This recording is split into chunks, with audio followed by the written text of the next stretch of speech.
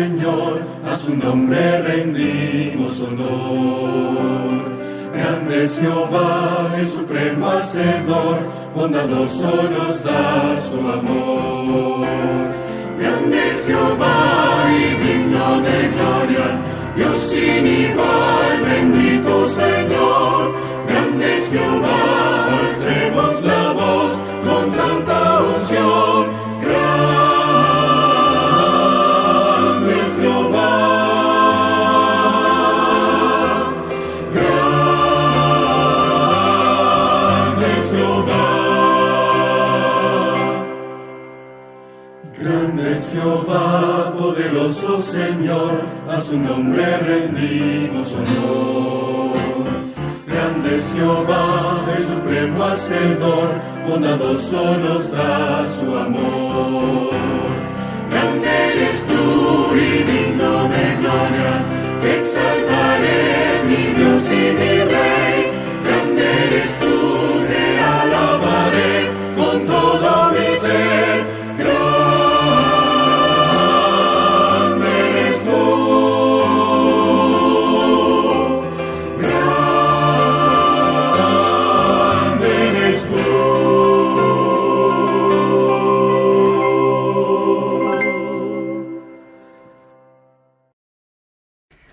Hola, muy buenos días. Es para mí un placer y un privilegio poder en estos momentos compartir unos instantes de adoración a nuestro Dios. Y yo quisiera en estos instantes, al comenzar esta pequeña reflexión, que pudieras inclinar tu rostro para que podamos juntos orar a nuestro Papá del cielo. Vamos a orar. Amado y eterno Dios, gracias queremos dar a ti, Señor, en primer lugar por la oportunidad que tenemos en este momento de poder compartir tu palabra. Te quiero pedir, querido Dios, que nos ayude a compreender tu voluntad para nuestra vida. Te pido, Señor, en especial por cada una de esas personas que me está acompañando, que tú les puedas, Señor Dios, abrir sus mentes y quitar, Señor, toda esta preocupación que llevan dentro, otra vez esta lucha, este dolor que están llevando dentro de su mente, de su corazón, que pueda, Señor, permitir que estas personas estén sumamente aptas, abiertas, en plena comunión contigo, para realmente, Señor, retener tu verdad y ponerla en práctica en sus vidas. Te pido, Padre, de un modo especial, por cada uno de aquellos hijos tuyos que por alguna razón esté pasando por un momento difícil en su vida. Yo pido en especial por estas personas. Y te ruego, Señor Dios, por todos los demás que estamos sedientos de tu palabra. Que tú nos puedas, Señor Dios, seguir iluminando, ayudando a que toda tu verdad, Señor, nos haga bien a nuestro corazón, que tu verdad sea realmente relevante para nuestra vida personal.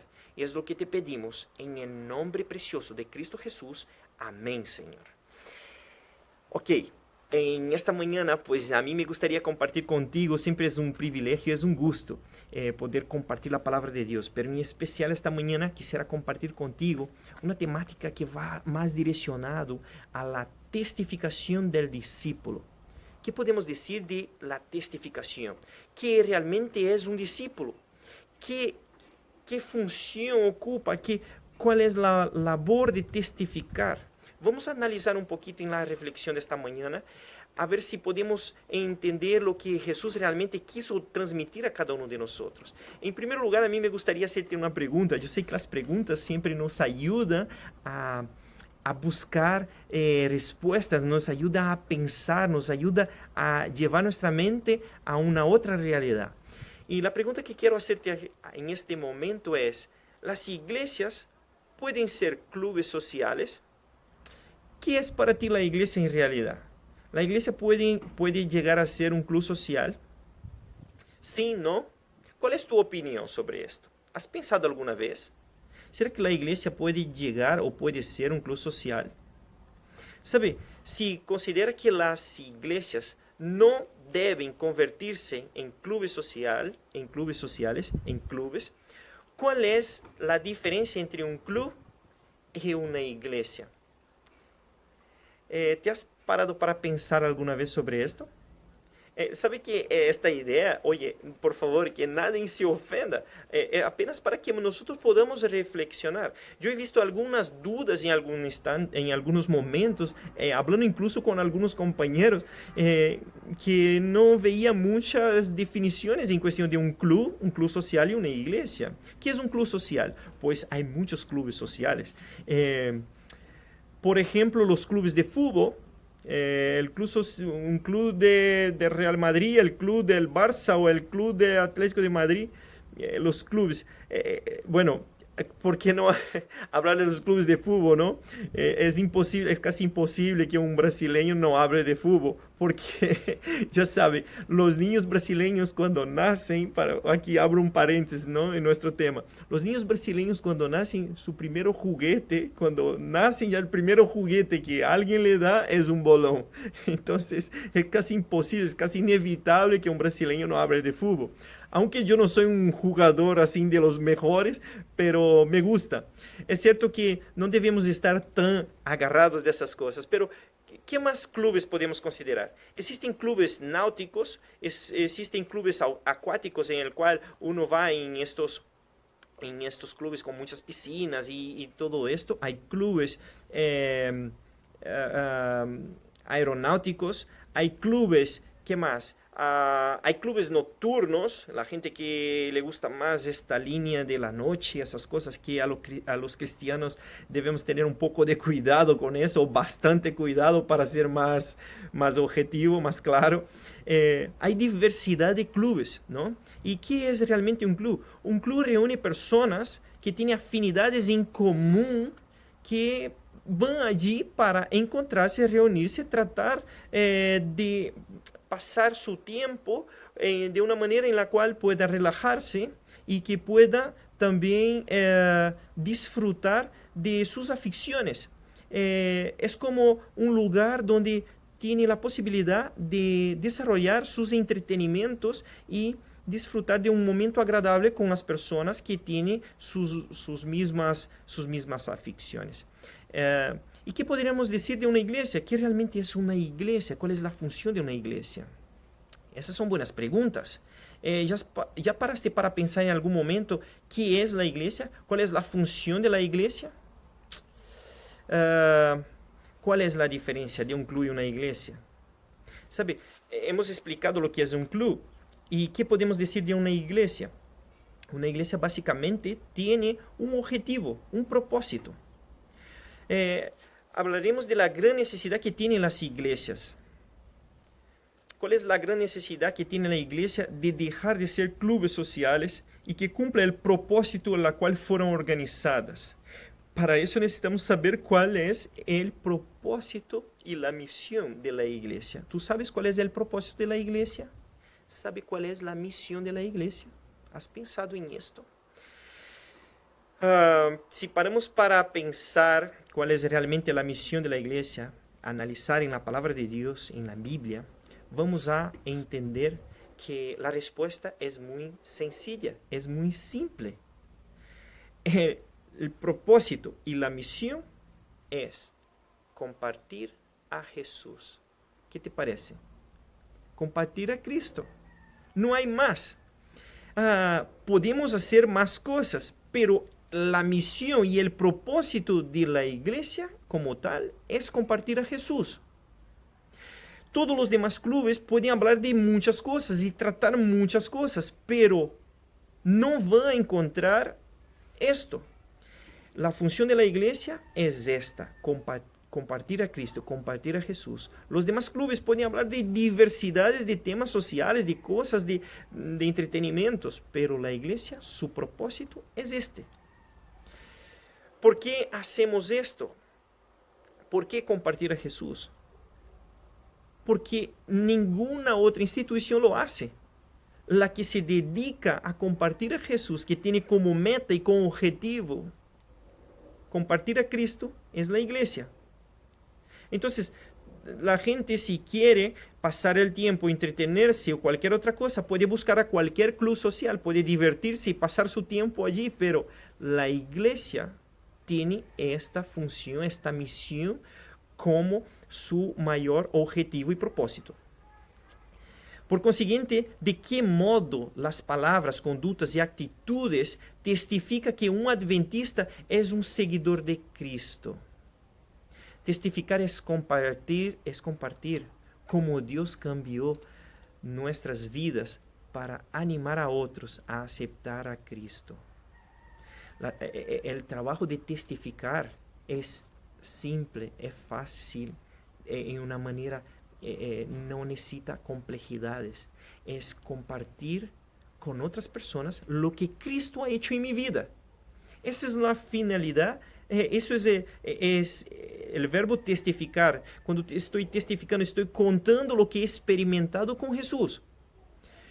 Cuando yo testifico de Jesús a otras personas, estoy testificando de Cristo, estoy dando a conocer lo que Cristo, lo que Jesús ha hecho por mí. Esto es básicamente el propósito del cristiano, la misión de la iglesia. Ser un testigo puede ser muy espontáneo, ya que la oportunidad de compartir a Jesús puede surgir en cualquier lugar y momento. Cualquier momento puedes cumplir con la testificación. La temática que estamos queriendo tratar es la testificación del discípulo. Entonces, tenemos que tener bien claro en qué consiste el testificar. Yo quiero compartir contigo una petición de Jesús a una persona en la cual Jesús ayudó. Está en Marcos capítulo 5. Por favor, vamos a abrir nuestras Biblias en Marcos capítulo 5.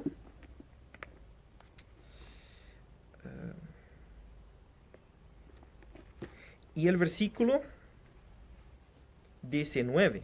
Y aquí Jesús dice algo muy importante a esta persona. Dice, después de Jesús haber curado, sanado un endemoniado, haber libertado a esta persona, Jesús le dice claramente, pero Jesús no se lo permitió, sino que le dijo, vete a tu casa y a los tuyos y cuéntales cuán grandes cosas el Señor ha hecho contigo y cómo ha tenido misericordia de ti. ¿Sabe? Esta persona dice el texto que quería seguir a Jesús, quería acompañarle en sus cosas, y Jesús dijo, mira, vete a tu casa, vete a los tuyos, a tu gente, aquellos que te conocen, y cuéntales lo que el Señor ha hecho por ti, y cuéntales la misericordia que el Señor ha tenido por tu vida. ¿Sabe? Aquí Jesús, en otras palabras, Jesús estaba pidiendo que esta persona fuera aquellos que le conocía a testificar de la maravilla que Dios había hecho en su vida. Eso consiste el discipulado. Jesús acababa de hacer un discípulo suyo allí. Ve a los tuyos y cuéntales lo que el Señor ha hecho por ti. Esto es lo que consiste realmente el Evangelio. Jesús prometió dar a los discípulos 3 cosas que también nos dará a nosotros hoy. Y yo quiero que sigamos leyendo nuestra Biblia en Mateo capítulo 10. Vamos a ver qué 3 cosas Dios ha prometido a los discípulos que les daría para que ellos pudieran cumplir con la misión. Mateo 10, a partir del versículo 1, aquí encontramos lo que Dios primeramente dio a sus discípulos. Vamos a ver.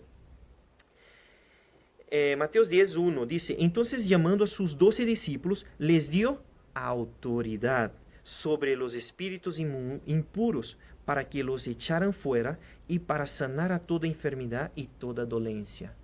¿Sabe? Jesús aquí da a sus discípulos autoridad sobre los espíritus impuros, para libertar, para sanar a las personas de las enfermedades y todas las dolencias. ¿Sabe que las enfermedades no son consideradas apenas enfermedades, los problemas físicos, sino también las enfermedades psicológicas, las enfermedades que pueden afectar nuestro emocional? Hay muchas enfermedades. Puede que una persona esté adicta, una adicción que le controla la vida, y nosotros podemos ayudar también a estas personas. Y el Señor dice aquí que nos da autoridad.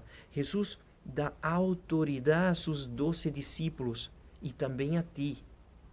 y a mí y a cada uno de nosotros. Nos da autoridad, nos da poder para ir y sanar a las dolencias de aquellos que sufren, de aquellos que están enfermos. Qué curioso, porque Jesús dice más cosas a sus discípulos. Él da más orientación, algo más. Vamos a ver en el versículo 5. Aquí Jesús dice: a estos 12 envió Jesús y les dio instrucciones diciendo: por camino de gentiles no vayáis, y en ciudades samaritanos no entréis, sino id antes a las ovejas perdidas de la casa de Israel. Aquí Jesús da una recomendación clave a sus discípulos. Por camino de gentiles no vayáis, primer punto. Y en las ciudades de los samaritanos no entréis. Qué curioso. Aquí Jesús, en otras palabras, está diciendo: no vaya la gente secular, no vaya a los gentiles, no vaya a los samaritanos. ¿Sabe la ciudad de los samaritanos por qué Jesús recomienda que no vaya allí? Porque allí se concentraba toda la idolatría en la nación de Israel. Samaria, la ciudad de los samaritanos, Samaria, era la ciudad donde se concentraba todo el paganismo, toda la idolatría, toda la adoración a los dioses falsos, todo el paganismo, todo lo que era las malas costumbres, los idólatras, las blasfemias, todo lo que se hacía de adoración a dioses falsos se hacía en Samaria. Allí en Samaria sacrificaban a los niños, echaban a los niños desde del monte alto en el lugar de allí donde hacían sus cultos paganos. Nosotros un servidor tuvo la oportunidad de estar en Israel y justamente fuimos a visitar este local en Samaria. Allí era donde se reunía todo el paganismo. Allí levantaban altares de adoración a los dioses falsos, a los dioses paganos.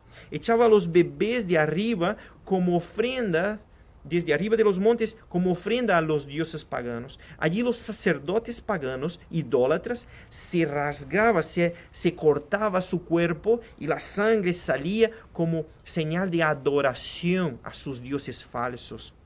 Y Jesús está diciendo: en ciudades samaritanos, en Samaria no entres.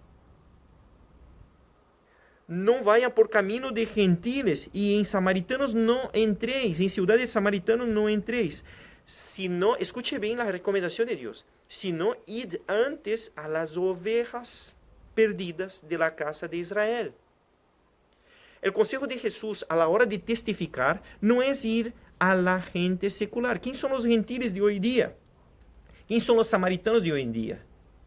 Toda la gente idólatra de nuestros tiempos, aquellos que siguen a dioses falsos. ¿Quién son los dioses falsos de hoy día? Toda esta gente secular que va atrás de las movidas, las filosofías de este mundo. Todos aquellos gentiles que rechazan la verdad de Dios. El Señor, en otras palabras, está diciendo: no vaya a esta gente. Antes vayan a las ovejas perdidas de la casa de Israel. ¿Y por qué soy tan categórico en esto? No son mis palabras, son palabras de Jesús. Yo soy el cartero. Siempre recuerdo a la gente: si hay alguien que se enfada con el mensaje, no venga a reclamar con el cartero. Vaya con el dueño de la mensaje, con el dueño de la palabra, y hable con él. Aquí el Señor Jesús está diciendo claramente: vayan primero a los de la casa de Israel. ¿Y por qué digo esto, mi querido? Tú que eres cristiano, yo quiero que entienda. No podemos gastar tiempo. No tenemos tiempo a perder. Escuche bien. No hay tiempo que perder. Estamos viviendo en los últimos tiempos, los últimos días de este planeta. El reloj cronológico de este planeta está nos enseñando a gritos que estamos en los últimos tiempos. Se está agotando el tiempo de este planeta. No tenemos tiempo que perder. Ahora, si nosotros descumplimos una petición de Jesús, estamos malgastando el tiempo, el dinero, el recurso, el esfuerzo. Estamos malgastando nuestra capacidad e inteligencia. lo que Jesús nos dice, vayan primero a los de la casa de Israel. Y aquí es un mandato claro de Jesús.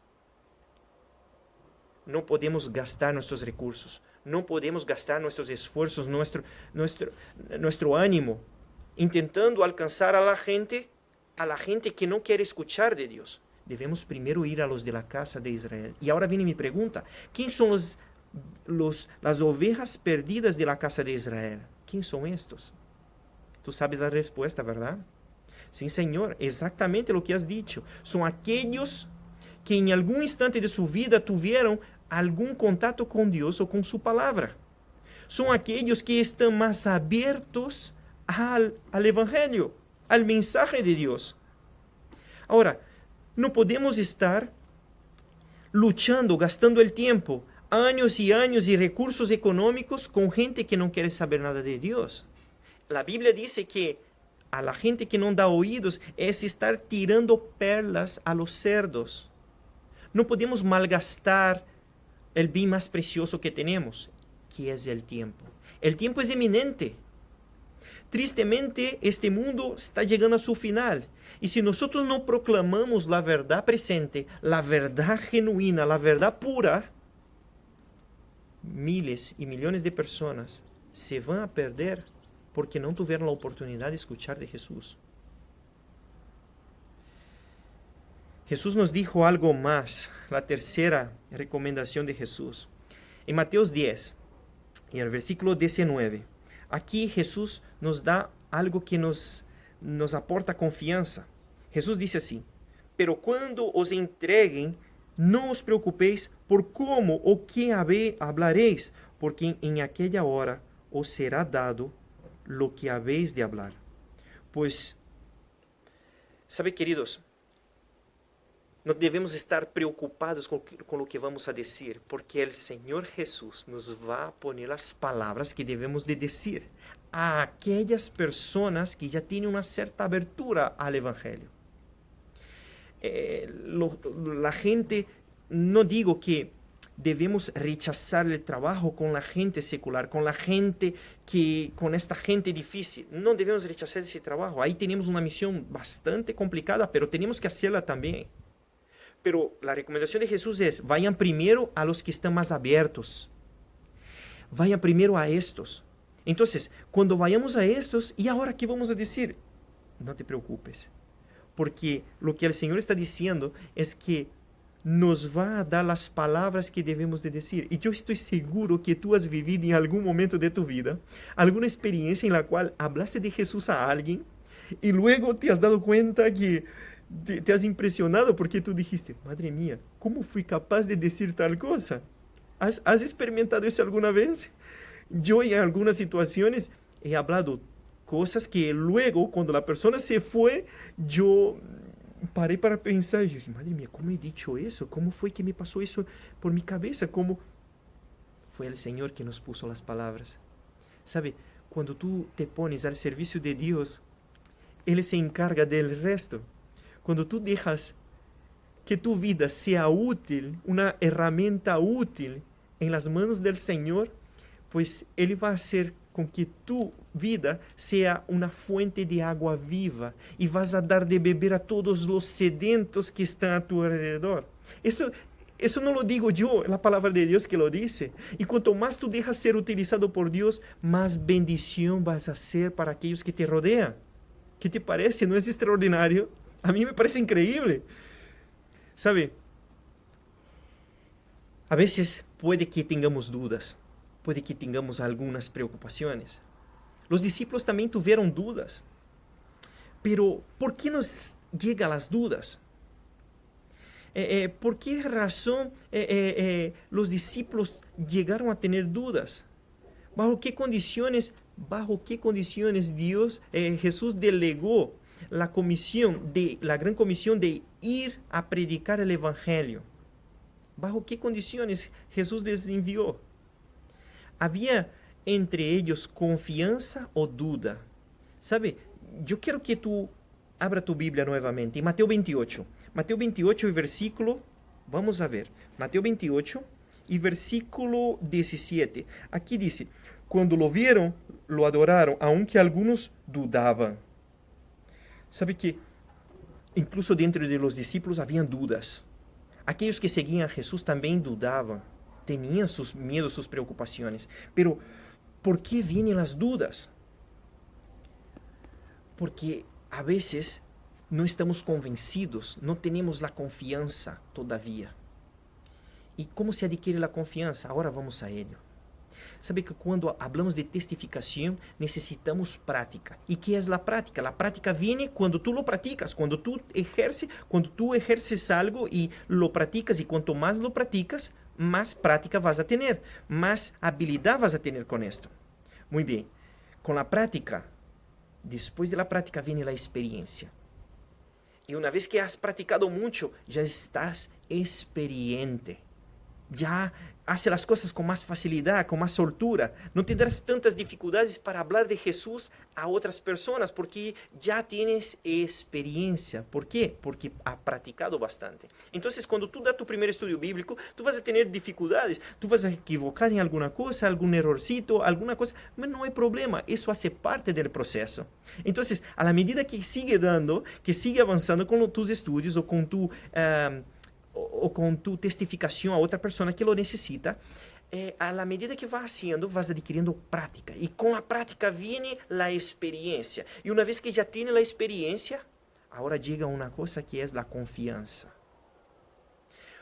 Después de la práctica viene la experiencia. Y ya cuando tienes la experiencia, a la medida vas teniendo confianza en la testificación. Confianza en el poder de Dios.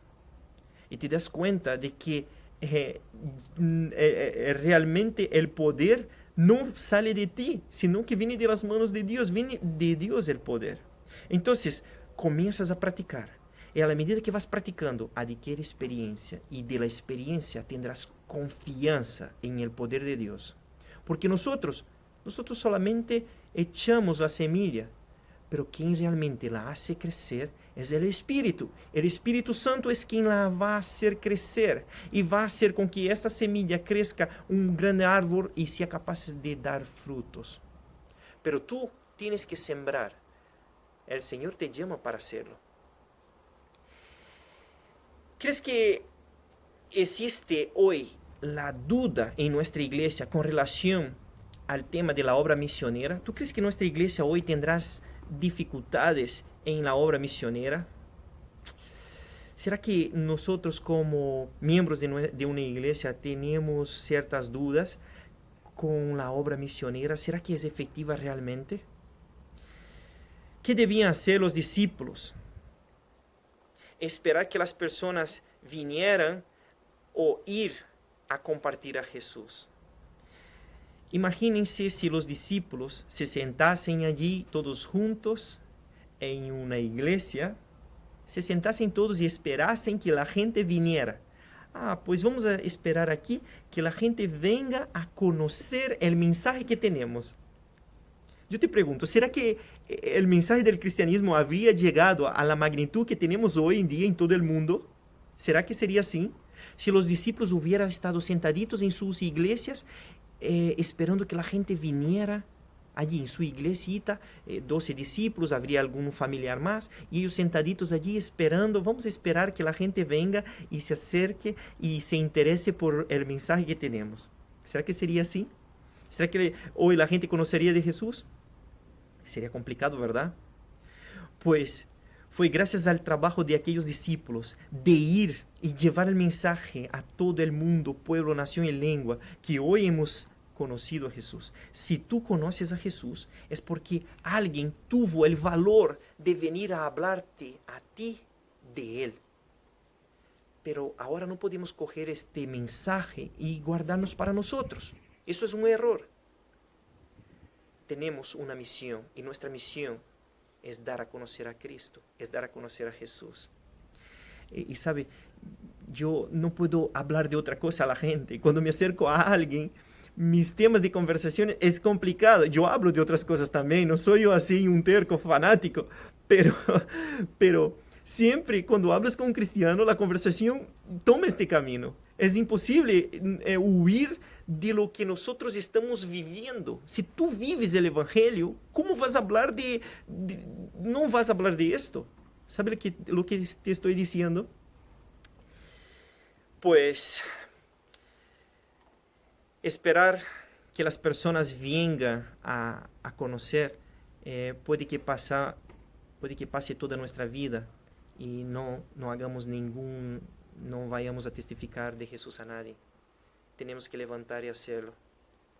En Mateo 28, de versículo 19, Jesús dice claramente: id y haced discípulos, bautizándoles en el nombre del Padre, del Hijo y del Espíritu Santo. ¿Sabe? Id y hacer discípulos. No podemos estar gastando el tiempo con la gente, con otras cosas. No podemos estar gastando nuestro tiempo en la iglesia apenas como un entretenimiento. El tiempo es eminente, la gente se está perdiendo, la gente se está muriendo, el tiempo está acabando.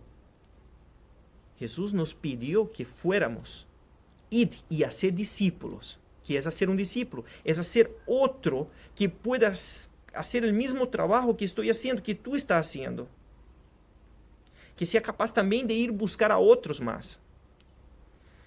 Si dejamos de compartir a Jesús, dejamos de ser discípulos. Si tú dejas de compartir a Jesús, tú dejas de ser un discípulo. Porque el discipulado consiste en esta labor de hacer nuevos discípulos, que sean capaces de hacer a otros. Y esto es una cadena.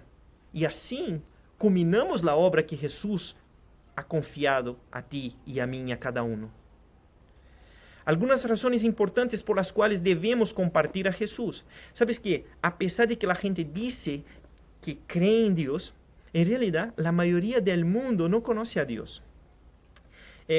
Vamos a la realidad de un país como Estados Unidos, que dice ser una nación cristiana, de las naciones más cristianas en el mundo. ¿Sabe que casi el 75% de la gente allí no sabe qué significa Juan 3:16? No saben lo que representa este pasaje.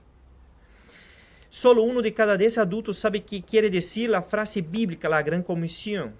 La mayoría de las personas creen que hay varios caminos para llegar a Dios, que no importa si eres budista, si eres de nueva era, si eres cristiano, si eres maometano, o si... Lo importante es, si eres sincero, serás salvo. Qué fuerte. La mayoría de las personas no te pueden mencionar ni la mitad de los 10 mandamientos. ¿Conoces tú los 10 mandamientos? A pesar que se bautizan miles de personas diariamente, hay miles que nacen cada día necesitando de Jesús. La obra no debe de parar, la obra debe de seguir y cada vez con más eminencia.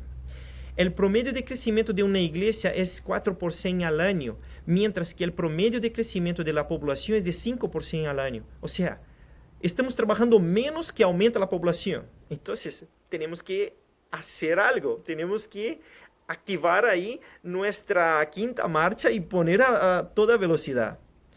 En China hay por lo menos 50 millones de personas que no conocen o no han oído siquiera el nombre de Jesús. ¿Qué te parece esta cifra?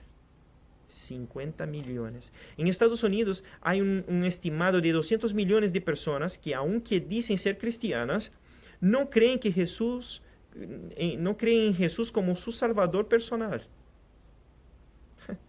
No saben qué quiere decir la frase el evangelio y creen que no existe tal cosa como verdad absoluta. La verdad, pues, en otras palabras, es relativa de acuerdo con las circunstancias, según el momento. La verdad es muy relativo, según las circunstancias. ¿Qué te parece esta situación?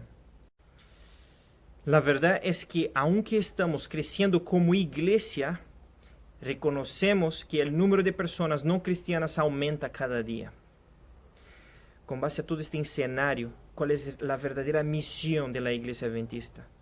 Yo quiero compartir contigo y quiero que esté atento en cuál es la misión de nuestra iglesia.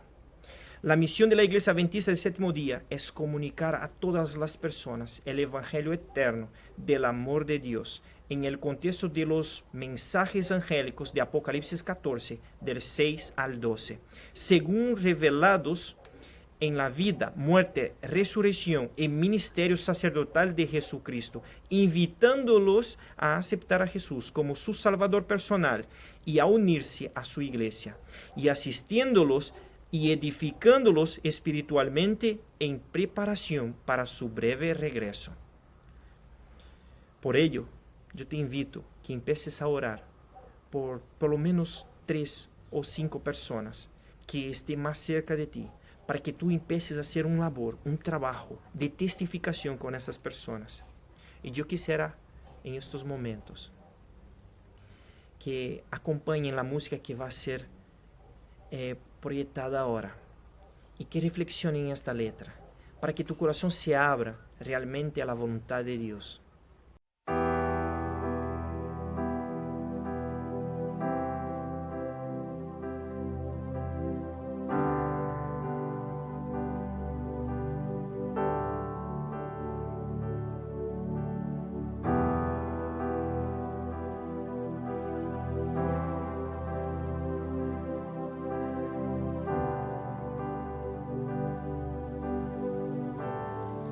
Sin ti, Señor,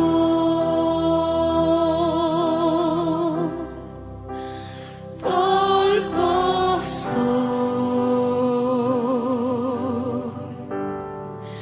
ningún valor,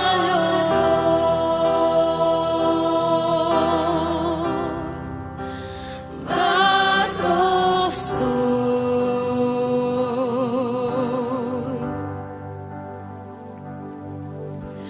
Yo no voy a cuestionar, pues tú me moldearás. Eres Dios, fórmame, darás.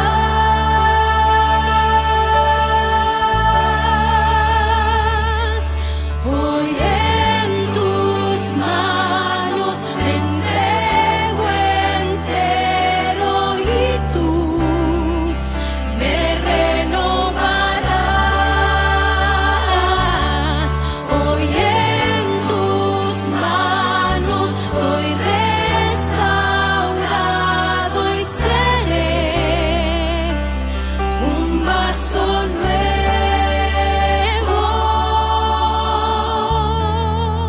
Como pueblo de Dios, unamos nuestra voz en un solo espíritu y dejemos que Dios cante con nosotros en este loor. Y Señor,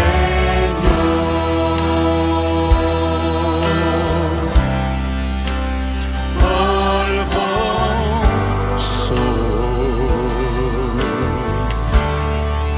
ningún valor,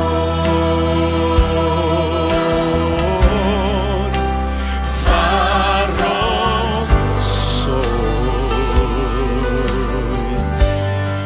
Yo no voy a cuestionarte, Señor. Yo no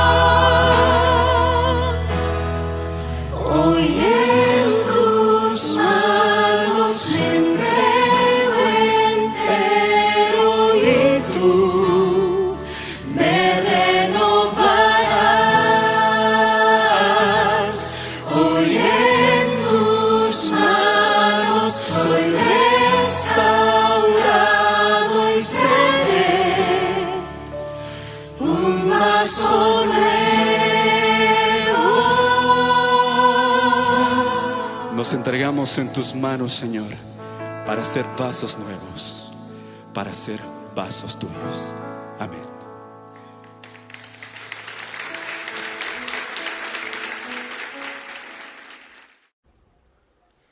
Vamos a orar. Amado y eterno Padre, tú conoces, Señor Dios, nuestra realidad. Tú conoces, Señor Padre, nuestro corazón. Tú conoces, Señor, nuestro deseo de cumplir con tu misión. Pero, querido Dios, tal vez por alguna razón hemos perdido nuestro norte. Hemos buscado las personas que no son. Querido Padre, ayúdanos a ir primero a los de la casa de Israel y que nuestro tiempo, nuestro recurso esté empeñados en resgatar primero a estas ovejas perdidas de tu casa. Y luego, Señor Dios, con tu poder y con tu misericordia, nos ayude y nos capacite para también alcanzar aquellos que están en este mundo secular, que tanto te necesitan también.